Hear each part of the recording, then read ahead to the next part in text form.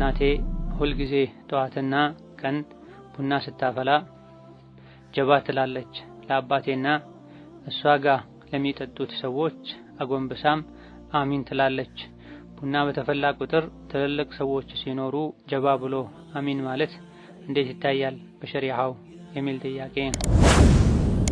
ሌላኛው ጥያቄ የዲን እውቀት ያልደረሰው ሙስሊም ሶላት ሳይሰግድ ቢሞት ዱዓ ይደረግለታልን ወይስ ክልክል ነው?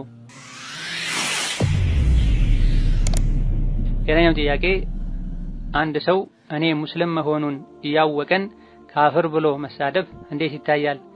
ራሱ ካፍር ይሆናል የሚል ሰምቼ ነበር። ይህስ ትክክል ነው ያብራሩልኝ የሚል ጥያቄ። ባል ዘካ መስጠት ይበቃልኛል፣ የቀን ስራ እየሰራ ነበረ የሚተዳደሩት፣ አሁን ግን ታሞ ቤት ቀርቷል። اغتنم رحمك الله حياتك النفيسة واحتفظ بأوقاتك العزيزة.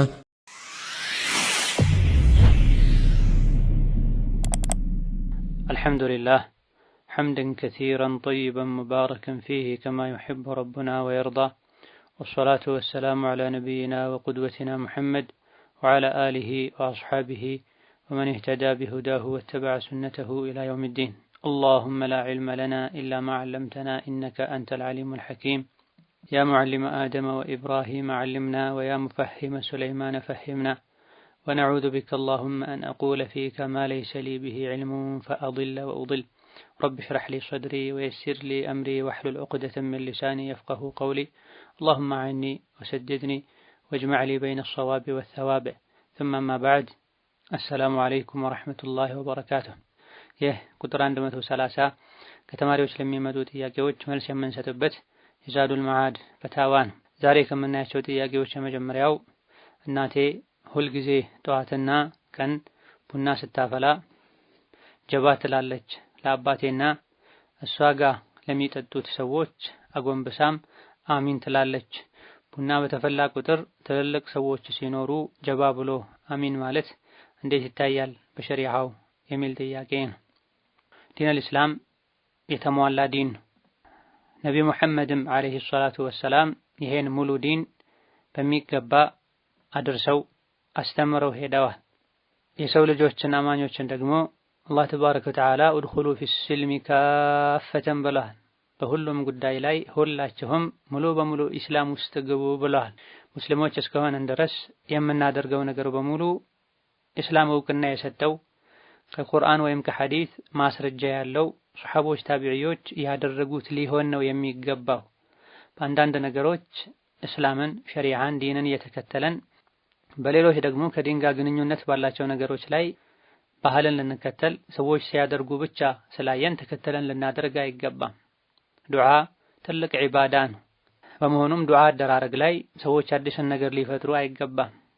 ዱዓን ከቡና መፍላት ጋር ልናያይዘው አይገባም። ቡና ማፍላት የዱንያ ጉዳይ ነው፣ የነፍስ ጉዳይ ነው። ሐላል እስከሆነ ድረስ ሰዎች መብላት መጠጣት ይችላሉ። ነገር ግን የዱንያ ጉዳይ የሆነውን ቡና ማፍላትና መጠጣት የዲንና የዒባዳ ጉዳይ ከሆነው ዱዓ ጋር ያለ ማስረጃ ልናያይዘው አይገባም። ቡና ባፈላችሁ ቁጥር ቡናው ተዋቡ ላሟት እንዲደርስ ዱዓ አድርጉ ብለው ነብዩ አላስተማሩንም። ቡናና መሰል ነገሮችን ባቀረባችሁ ቁጥር ዱዓ አድርጉ አላሉ አለይሂ ሰላቱ ወሰላም። ሁሉን ነገር ነብዩ አስተምረውናል። የመብላት የመጠጣትን አደብ አስተምረዋል። ምግብ ስንበላ ቀድመን ቢስሚላህ እንድንል፣ በቀኝ እጃችን እንድንበላ እንድንጠጣ፣ ከሰው ጋር በምንበላበት ጊዜ ፊት ለፊታችን ካለው እንድንበላ፣ በምንጠጣበት ጊዜ የሚጠጣበት ዕቃ ላይ እንዳንተነፍስ፣ በጀማዓ የሚጠጣ ሲሆን ከጠጣም በኋላ በቀኝ በኩል ላለው እንድንሰጥ፣ ስንበላ በጋራ ተሰብስበን በጀማዓ እንድንበላ፣ ተበታትኖ መብላት ሱና እንዳልሆነ እንደማያጠግብ፣ አቀማመጥን ሁሉ በተመለከተ ተደግፈን እንዳንቀመጥ፣ ምግቡ ትኩስ ከሆነ ቀዝቀዝ እስኪል ድረስ እንድንጠብቅ፣ በምንበላበት ጊዜ የሚንጠባጠበውን እንዳንተው አንስተን ቢስሚላህ ብለን ጠርገን እንድንበላ፣ ከበላን በኋላ ጣቶቻችንን በምላሳችን እንድንጠርግ ኢላ ገይሪ ዛሊክ አደቦችን አስተምረዋል። ይሄን ሁሉ አደብ ያስተማሩት ነብዩ መሐመድ አለይሂ ሰላቱ ወሰላም ሻይ ስትጠጡ፣ ቡና ስትጠጡ ወይም ለየት ያለ ምግብ ስትሰሩ ጀባ በሉት፣ እንደዚሁ ደግሞ በጀማዓ በጋራ ዱዓ አድርጉበታል አሉ። ምግብ ሲጀመር ቢስሚላህ ነው የሚባለው፣ ሲያልቅ አልሐምዱሊላህ ነው የሚባለው። ከምግብ ጋር ተያይዘው ሊባሉ የሚችሉ አንዳንድ ዱዓዎችን አስተምረውናል። اللهم بارك لنا فيما رزقتنا وانت خير الرازقين الحمد لله الذي اطعمني وسقاني وكفاني الى اخره። እነዚህን ግን በጀማዓ ብሏቸው አንዱ በድምጽ ዱዓ እያደረገ ሌላኛው ሌሎቻችሁ ቆማችሁ አጎንብሳችሁ አሚን በሉ አልተባል። ከአላህ ውጪ ለማንም ማጎንበስ አይቻልም። እንዲህ አይነት ዲን ላይ የሚለጠፉ ቢድዓ አልፎ ሁሉ ሽርክ ደረጃ ሊደርሱ የሚችሉ ተግባራትን ልንጠነቀቃቸው ይገባል። ለየትኛውም ለምናደርገው ነገር ከቁርአን ከሐዲስ ከሱሐቦች ስራ ማስረጃ ሊኖረን ይገባል። ካልሆነ አላህ ዘንድ ያስጠይቀናል። ለሞቱ ዘመዶች ቤተሰቦች ቡና ባፈላችሁ ምግብ በሰራችሁ ቁጥር ጀባ በሉላቸው የሚል ማስረጃ የለም። ይሄ እንዲህ አይነቱ ድርጊትም ለነሱ ይጠቅማል ብሎ ማመን የአቂዳ ጉዳይ ነው፣ የእምነት ጉዳይ ነው። ማስረጃ ያስፈልገዋል። ግልጽ ማስረጃ ሳይኖረን አንድ አቋም ልንይዝ አንድ ነገር አምነን ልንቀበል አይገባም። ለሟቾች ዱዓ እንደሚደርሳቸው፣ ሰደቃ አጅር እንደሚደርሳቸው፣ ጾም ካለባቸው ሐጅ ካለባቸው እዚህ ያሉ ሰዎች ካደረጉላቸው አጅሩ እንደሚደርስ እናምናለን። ሐዲስ ላይ ተነግሯል። ለሟች የሚጠቅመውን ማድረግ ትተን አዲስና ቢድዓ ፈጠራ ውስጥ ልንገባ አይገባን። እዚህ ተሰርቶ ቤተሰቦች የሚበሉት ምግብ ጀባ ስለተባለ ወደ ሟቾች ይደርሳል። አልፎ ሁሉ አሟቶች ደጅ ላይ መጥተው ይቆማሉ። ጀባ ሲባል ድርሻቸውን ይዘው ይሄዳሉ ያሉ የሚያወሩት ሁሉ ኹራፋት አላቸው። በሱና ልንብቃቃ ስሜት መከተልና በዲን ጉዳይ ባህልን መከተል ልንጠነቀቅ ይገባናል። በሁሉም ነገር መልካም አርአያ አለ። ነቢ ናቸው አርአያችን አለይሂ ሰላቱ ወሰላም። አላህ በተከበረው ቃሉ ወማ አታኩም ረሱሉ ፈኹዙሁ፣ ነብዩ አድርጉ ያሏችሁን የሰጧችሁን ተቀበሉ አድርጉ፣ የከለከሏችሁን ደግሞ ተከልከሉ ብለዋል። አታድርጉ ብለው የከለከሉን ነገሮች አሉ፣ ልንርቃቸው ይገባል። ስሩት ብለው ባለማስተማር የተዉት ዝም ያሉት ነገር ደግሞ አለ። በዲን ጉዳይ ዝም ልንለው ልንተውን የሚገባው። ስለዚህ ትልቁ ጥያቄ ነብዩ ምግብ በቀረበ ቁጥር ይሄን ያደርጉ ነበር ወይ? ጀባ ይሉ ነበር? እሳቸው ዱዓ ያደረጉ ባለቤቶቻቸው፣ ልጆቻቸው ወይም ደግሞ ምግብ በስጦታ መልኩ ይዘው ወደ እሳቸው የሚመጡ ሰዎች አጎንብሰው አሚን ይሉ ነበር ወይ? አዎ የሚል ማስረጃ ካለ ሁላችንም እናደርጋለን። ነገር ግን የለም። አንዳንዴ ሰደቃ ዘካ ላመጣ ሰው ነብዩ አለይሂ ሰላቱ ወሰላም ዱዓ የሚያደርጉበት ሁኔታ ነበር። ነገር ግን እዚህ ላይ ጥያቄው ላይ በተጠቀሰው መልኩ ዱዓ የሚደረግለት አካል አጎንብሶ አሚን እንዲል አላዘዙም አለይሂ ሰላቱ ወሰላም። ከአላህ ውጪ ለማንም ልናጎነብስ የማይገባ። እንደዚሁ ደግሞ ሁሌ በቋሚነት ምግብ ተሰርቶ በቀረበ ቁጥር እንዲህ ያደርጉ ነበር የሚል ማስረጃም የለም። አንዳንዶች ከልክ በላይ ወሰን አልፈው ሁሉ ጀባ ያልተባለን ምግብ አልበላም ብለው ሐላልን ሐራም እስከማድረግ የሚደርሱበት ሁኔታ አለና ስሜትን በዲን ጉዳይ ባህል መከተልን ልንጠነቀቅ፣ በቁርአን በሐዲስ ልንብቃቃ፣ ቁርአንና ሐዲስ ውስጥ ያለን ነገር ሁሉ ልንቀበል፣ ቁርአን ሐዲስ ላይ እውቅና የሌላቸው ነገሮችን ልንተው ይገባናል። ሌላኛው ጥያቄ የዲን እውቀት ያልደረሰው ሙስሊም ሶላት ሳይሰግድ ቢሞት ዱዓ ይደረግለታልን ወይስ ክልክል ነው? አዲስ ሰለምቴ ሆኖ የሶላትን ግዴታነት በጭራሽ የማያውቅ ከሆነ አሪያ ደግሞ ያለበት አካባቢ ሙሉ በሙሉ ከሰው የራቀ ሆኖ የሶላትን ግዴታነት በጭራሽ ሳይሰማ ከሆነ የሞተው ላኢላሃ ኢለላህ ሙሐመዱ ረሱሉላህ ካለ ሌሎች የሚያውቃቸው የዲን አካል የሚባሉ ነገሮችን የሰራ ሰው አዎ ዱዓ ይደረግለታል፣ እስትግፋር ይደረግለታል። በመሰረቱ ግን ሶላት የዲን አካል መሆኑ በውል የሚታወቅ ግልጽና ግልጽ ጉዳይ ነው። ከሙስሊም ቤተሰብ ተወልዶ አሊያ ደግሞ ሙስሊሞች ያሉበት አካባቢ ላይ የኖረ የሶላትን ግዴታነት አላውቅም የሚል ሰው ንግግሩ ተቀባይነት አያገኝም። እንደ ሌሎች ጉዳዮች አይደለም። ሶላት ግልጽና ግልጽ የሆነ ጉዳይ ነው።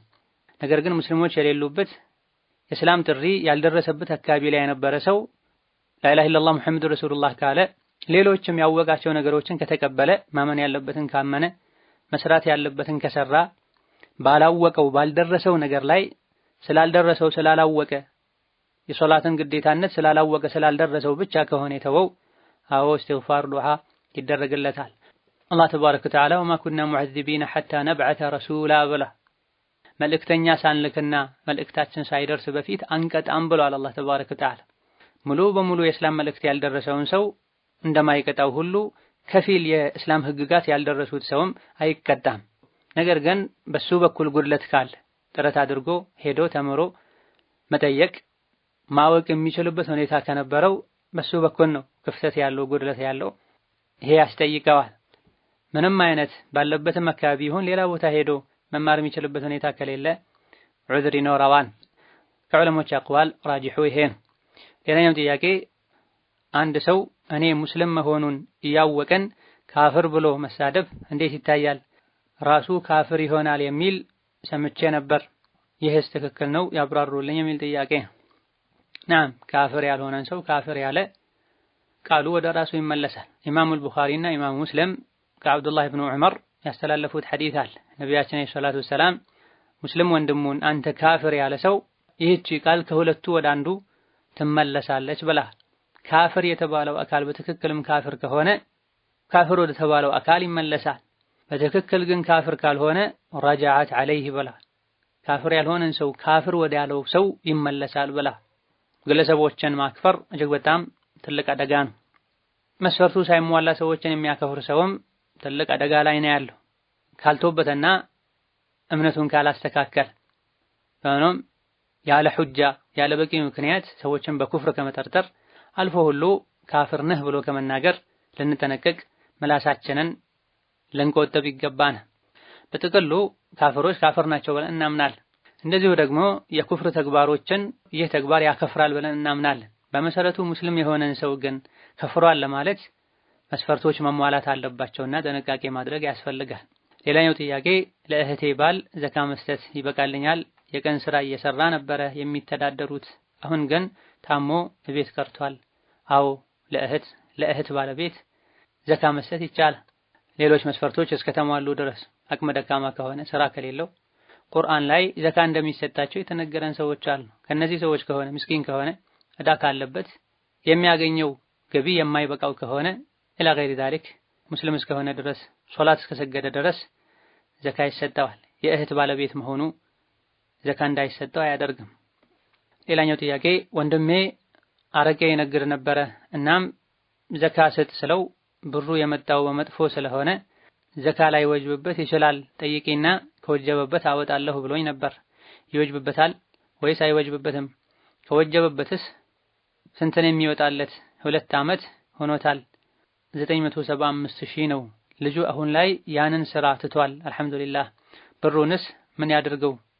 ለምስኪን ስጥ ቢሉት ሁሉንም እሺ ብሎ አይሰጥም።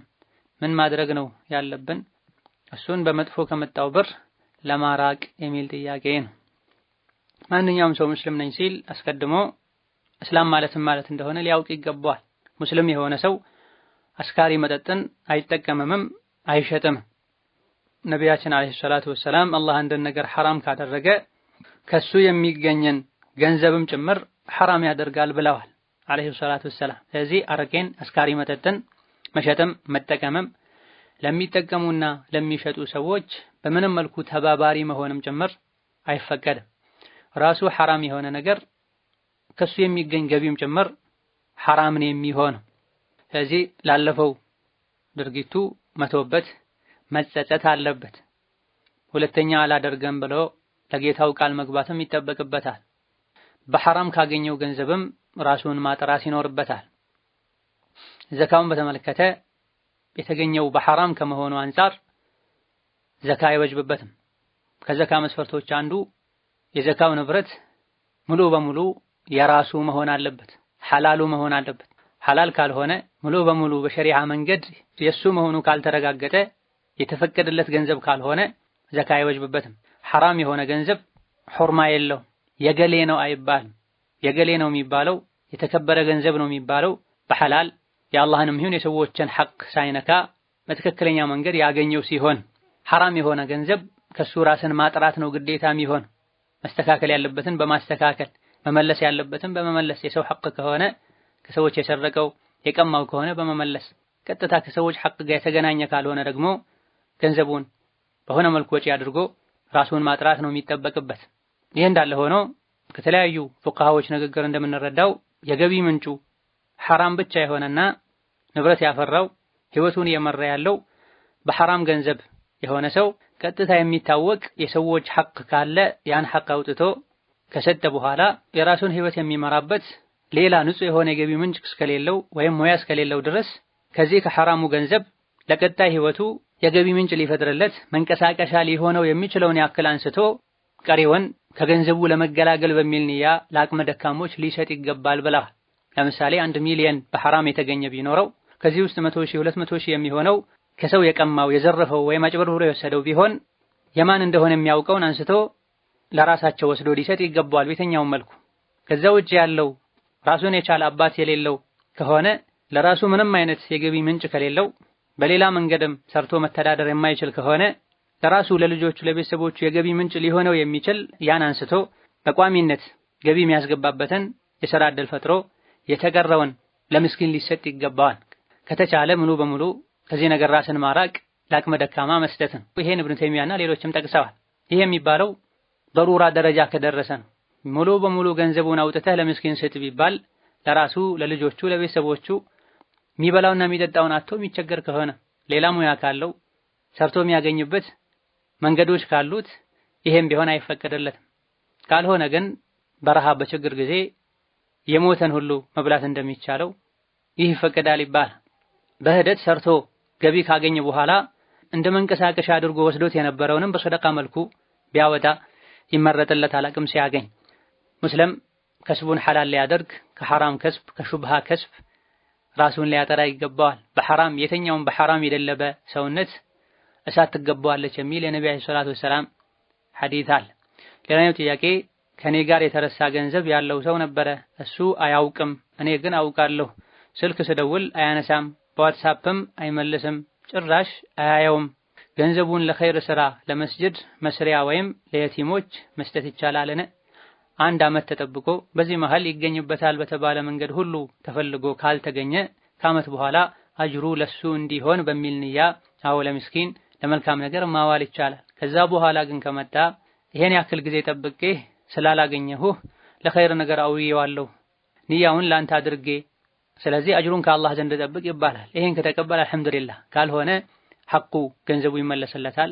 ያ ደግሞ ለኸይር ነገር የዋለው አጅሩ ገንዘቡን ወደ ሰጠው ሰው ይዞራል ማለት ነው። ነገር ግን መጀመሪያ ሲሰጡ በዚህ መልኩ መነየት ያስፈልገዋል። ይሄን ገንዘብ ለመስጂድም ይሁን ለሌላ ለኸይር ነገር የምናወለው የሰው ሐቅ የሆነውን ገንዘብ ስንሰጥ አጅሩ ለባለቤቱ ነው። ምናልባት ግን ከመጣና ገንዘቤን ካለ አጅሩ ለኔ ይሆናል በሚል ንያ መሆን አለበት መጀመሪያውኑ የሚሰጠው። ሌላኛው ጥያቄ በሸሪዓ አንድ ወንድ ማስተዳደር እስከቻለ ድረስ እስከ 4 ሴቶችን ማግባት ይችላል። ነገር ግን ከአንድ በላይ ማግባት ፈልጎ ቢነግራትና ሐሳቡን ብትቃወም ካገባ በኋላ ለመለያየት ብትወስን ሸሪዓን ባለማክበር ወይም ባለመቀበል ተጠያቂ ያደርጋታል ወይ የሚል ጥያቄ ነው። ሸሪዓውን ራሱን በመጥላትና በመንቀፍ ከሆነ ፍቺ የጠየቀችው አዎ ወንጀለኛ ያደርጋታል። ሸሪዓን መጥላት ከባድ ወንጀል ነው። እስከ ኩፍር ደረጃ ሁሉ ሊደርስ ይችላል። ነሰላህ ሰላም ወልዓፊያ። ነገር ግን ሸሪዓውን የዲኑን ድንጋጌ ራሱን ጠልታ ሳይሆን እሷ ላይ የገጠማትን ነገር ሁለተኛ ሚስት ሆና መኖርን ከሆነ የጠላችው ይሄ የኢማንና የዲን ድክመት ነው የሚሆን። አሊያ ደግሞ ከልክ ያለፈ ቅናት ነው የሚሆነው። ሁለቱም የተወገዙ ናቸው። ቅናትም ከልክ ሲያልፍ በዲናችን የተወገዘ ነው። እንደዚሁ ደግሞ በሸሪዓ የተፈቀደ ከመሆኑ ጋር የእሷን ሐቅ የማያጎድል ከመሆኑ ጋር ሌላ ሚስት ማግባቱን ብቻ ጠልታ ባሏን ፍቺ መጠየቅ ይሄን በተወሰነ መልኩ የዲንና የኢማን ድክመት ነው የሚሆን። ነቢያችን አለይሂ ሰላቱ ወሰላም ሱሐቦቻቸው ከዛም በኋላ የነበሩ በርካታ የዲን መሪዎች አሁንም ድረስ ያሉ ሙስሊሞች ከአንድ በላይ አግብተው ይኖራሉ። ይህ ወንጀልም አይደለም፣ እሷ ላይ ጉድለትና እንከን እንዳለም የሚያሳይ አይደለም። ከአንድ በላይ የማግባት ምክንያቶች ብዙና የተለያዩ ናቸው። ይሄን ሸሪዓም ይሁን አቅል ማያወግዘውን ነገር በማድረጉ ምክንያት ብቻ ምንም ጉዳት ሳይደርስባት ሐቋ ሳይነካ ፍቺ መጠየቅ የዲን ድክመት ነው የሚሆን፣ ነፍስያን አለማሸነፍ ነው የሚሆን። ሌላኛው ጥያቄ አንዲት ልጅ ኒካህ ለማድረግ ማህሩን በቅድሚያ ለመቀበል ፈለገች። እሱ ደግሞ ስንገናኝ እሰጥሻለሁ አላት። እሷ ቅድሚያ መውሰድ የፈለገችው እሷም ሆነች ቤተሰቦቿ ሰውየውን አያውቁትም። ይህ እንዴት ይታያል የሚል ጥያቄ ነው። ማህርን አስቀድሞ መቀበል ይቻላል፣ ችግር የለው። ባሉበት ሀገርና ቦታ ባህል መሰረት እንዲህ ነገር ከተለመደ ችግር የለው። ባይለመድ እንኳ አንድ የሴት ልጅ ኃላፊ ሴት ልጄን የምሰጥህ ማህር አስቀድመህ ከሰጠህ ነው ብሎ ቃል ካስገባ እንደ መስፈርት ካስቀመጠው ሐላልን ሐራም ወይም ሐራምን ሐላል ያላደረገ ማንኛውም መስፈርት በዲናችን ይፈቀዳልና አስቀድሞ ማህር እንዲሰጥ ቃል ማስገባት ችግር የለውም። ነገር ግን ማህሩን አስቀድሞ መቀበል የተፈለገው እሱን ስለማያውቁት ከሆነ ማህርን ብቻ ቀድሞ ስለሰጠ ትዳሩ ያዋጣል ማለት አይደለም። ማንነቱን ምንነቱን ቤተሰቡን አስተዳደጉን ሁኔታውን በሚገባ ከማያውቁት ሰው ጋር ትዳር መመስረት ተገቢ አይደለም፣ አይመከርም። በተለይ ባለንበት ጊዜ ቤተሰባቸውን እየደበቁ ከቤተሰብ ጋር አላስተዋውቅም እያሉ ጊዜያዊ ትዳር የሚመሰርቱ ሰዎች በዝተዋል። ማህር ብቻ ቀድሞ መክፈሉ የሱን ማንነትና ምንነት በሚገባ ለማወቅ በቂና አስተማማኝ መንገድ አይደለም። ስለዚህ ቤተሰቦቹን ሽምግልና እንዲልክ ከቤተሰቦቹ ጋር ከጓደኞቹ ጋር እንዲያስተዋውቅ ማድረጉ የተሻለ ይሆናል። ማህሩን በተመለከተ ቀድሞ መጠየቅ ምንም ችግር የለውም። ሌላኛው ጥያቄ አግብቼ ነበረ፣ የዛኔ ዲናዊ ግንዛቤ ምንም አልነበረኝም እና ከልጁ ጋር ከኒካህ በፊት ግንኙነት አድርገናል። ሰለላሁ ዐለይሂ ወሰለም ወልዓፊያ። ሳንለያየም ኒካህ ታሰረ። ቆይቶ ወደ ውጪ ሄድኩኝ። የኔ ጋብቻ ልክ እንዳልሆነ ተገነዘብኩ። ከዛም ለባለቤቴ ተውባ አድርገን እናድሰው ኒካችን ልክ አይደለም ስለው እምቢ አለኝ። ደጋግሜ ለመንኩት። ለምን ሁለተኛ ኒካህ ትጠይቂያለሽ? ይህን ጥያቄ ልታመጪ ነው እንዴ የሄድሽው? በዚህ መንገድ ያሉ ሰዎችንም እንደ ምሳሌ አንስቶ ልክ እንደነሱ ነው የተጋባ ነው የኖሩ ነው እንኖራለን ይለኛል። የእኔም የእሱም ቤተሰቦቼ ልክ ነው ይላሉ፣ ደግፈውታል። አሁን 3 ዓመታችን አንደዋወልም። ኒካው ልክ ስላልሆነ መደወል አልፈለኩም። እኔ ከዛ በፊት 4 ዓመት ሙሉ በደወልኩ ሰዓት እናድሰው ያልኩ ለምነው ነበር። እምቢ ሲለኝ እሺ በቃ ተወኝ፣ ምስቴ አትበለኝ አልኩት። አግባ ብር እኔ ልላክልህ አልኩት። እምቢ አለኝ። ያው ኒካው ልክ ባይሆንም ወጪ አውጥቷል እና የሰጠኝ መህር ልመለስ ፈልጌ ነው ይሄን ያልኩት። አልፈታም ብሏል። እኔ ሌላ ሰው ጋር ኒካህ ለማድረግ ፈልጌ ነበረ። በኋላ እንዳይረብሸኝ ምን ማድረግ ይሻለኛል? ይህ ይበጅሻል የምትሉኝን ምክር ለመቀበል ዝግጁ ነኝ የሚል ጥያቄ ነው። ዲንን አለማወቅ የማያመጣው ጣጣ የለም። ስለዚህ እያንዳንዱ ሙስሊም አስቀድሞ ዲኑን ሊያውቅ ከቁርአን ከሐዲስ ለጉዞው ለህይወቱ የሚያስፈልገውን ብርሃን ሊወስድና ሊያገኝ ይገባል። ጥያቄው ላይ የተለያዩ ሰዎች በዚህ መልኩ የኖሩ ነው የሚል ነገር ተጠቅሷል። እገሌና እገሊት በሚኖሩት መልኩ አይደለም እኛ መኖር ያለብን። ሸሪዓ ኑሩ ብሎ ባዘዘን መሰረት ነው መኖር ያለብን። ለሸሪዓ እግራችን ልንሰጥ ባለማወቅና በጀህልና ስሜትን በመከተል ጊዜ ላጠፋነው ጥፋት ልንተውበት፣ ለምን አደረግኩ ብለን ልንጸጸት፣ ሁለተኛ እንዲህ ነገር አላደርግም ተመልሻለሁ ጌታዬ ማረኝ ምራኝ ልንል የሚገባው። ስለዚህ ያለፈው ጥፋት ነው። ዝሙት ከእጮኛም ጋር ይሁን ከሌላ ሰው ጋር ሐራም ነው፣ ጸያፍ ወንጀል ነው፣ አላህን የሚያስቆጣ ተግባር ነው። ቤተሰብ ስለጠየቁ እሺ ትጋባላችሁ ስለተባሉ ብቻ የዚና ሐራምነት የቀረ የሚመስላቸው ሰዎች አሉ። ህይወታቸውን በሐራም በወንጀል የሚጀምሩ። የዚናን ሐራምነት ደግሞ ማንም ያውቃል።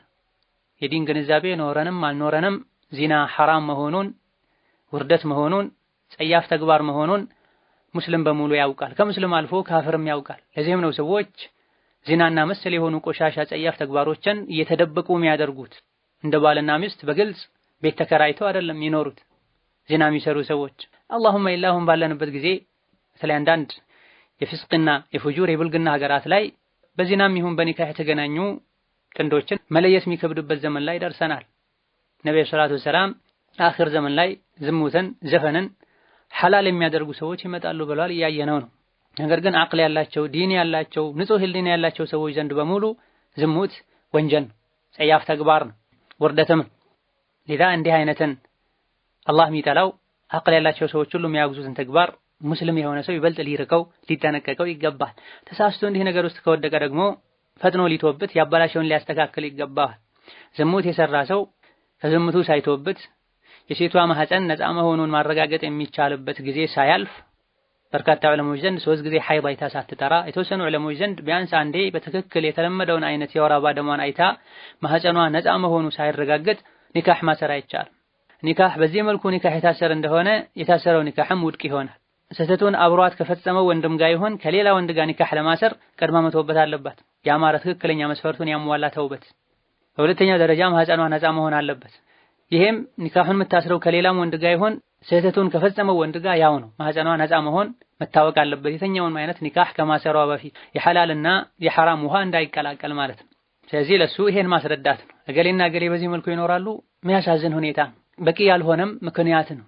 ቀብር ስንገባ የምንጠየቀው ነብዩ ላስተማሩት ትምህርት ምን መልስ ሰጠህ ነው የምንባለው እንጂ የሀገርህ ሰው ያደርገው ስለነበረው ድርጊት ምን አይነት ምላሽ ሰጠህ አንባል። መከተል ያለብን የሀገር ህዝብን ባህልን አይደለም። በዲን ጉዳይ ቁርአንን፣ ሐዲስን፣ ነቢን፣ ሱሐቦችን፣ ዑለሞችን ነው መከተል ያለብን። ባለማወቅ በዚህ መልኩ የገባችሁበት ኒካህ ሙሉ በሙሉ ትክክለኛ ኒካህ ነው የማይባልም፣ ጭራሽ ኒካህ የለም የማይባል። መቀጠል ከፈለጋችሁ መታደስ መስተካከል አለበት። መለያየት ከፈለጋችሁ ደግሞ መፋታት አለባችሁ። ምንም ኒካህ የሚመስል ነገር በመሃላቸው ሳይኖር ዝም ብለው በሐራም የተገናኙ ከሆነ ነው እሱም ይሁን እሷ ኒካህ ለማውረስ ሳይገደዱ ዝም ብለው መለያየት የሚችሉት። ኒካህ ሊባል የሚችል ለነሱ ኒካህ የመሰላቸው ነገር ግን እንደ ሸሪዓ መስፈርት የጎደለው አይነት ኒካህ ግን በመሃላቸው ካለ መለያየት ከፈለጉ ኒካሁ ሊወርድ ይገባዋል። መቀጠል ከፈለጉ ኒካሁ ሊስተካከል ይገባዋል። ይህ በሆነበት ሁኔታ ላይ የሱ ኒካህ ሳይወርድ እሱ ራሱ ሳይወርድ ወይም በሸሪዓ ፍርድ ቤት ሳታስወርጂ ከሌላ ሰው ጋር ለመጋባት መወሰን ጥፋት ነው፣ ስህተት ነው። ስለዚህ በድጋሜ እንዲፈታ ጠይቂው፣ በቤተሰብም ድጋሜ አስጠይቂው። እሱም ቤተሰብም እምቢ ካሉ በሸሪዓ ፍርድ ቤት ኒካሁን አስወርጂ። ፍርድ ቤት ራስሽ ቀርበሽ ጉዳይሽን በማብራራት ካልሆነ ደግሞ ለወንድም ለዘመድ ችግሩን ተረድቶ ሊረዳ ለሚችል ሰው ያለውን ነገር አስረድቶ በአካል ቀርቦ ካልሆነ ውክልና ጽፎ ኒካሁን እንዲያስወርድ ማድረግ ነው። ግለሰቡ ራሱ ካላወረደው ወይም ደግሞ ቃዲ ካላወረደው ሌላ ማግባት አይቻልም። ከሁለቱ በአንዱ መንገድ ደግሞ ኒካሁን ማስወረድ ይቻላል። እሱ ቤተሰብ ሽማግሌ ጫና አድርጎበት ፈትቻለሁ እንዲል ማድረግ፣ ካልሆነ በአካባቢ ያለ ቃዲን ማናገር። አካባቢ ያለው ቃዲ ይሄን ችግር ካልፈታ ሌላ አካባቢ ላይ ያሉ ቃዲዎችን አናግሮ ኒካሁን ማስወረድ ይቻላል። هذا والله تعالى أعلم። ዛሬ በዚህ እናበቃለን። ወሰላሙ አለይኩም ወራህመቱላህ ወበረካቱ።